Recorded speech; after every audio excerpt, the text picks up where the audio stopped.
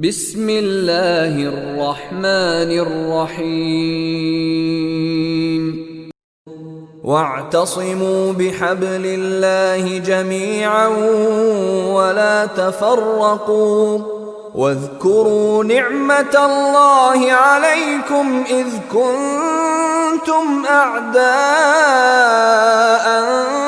فألف بين قلوبكم فأصبحتم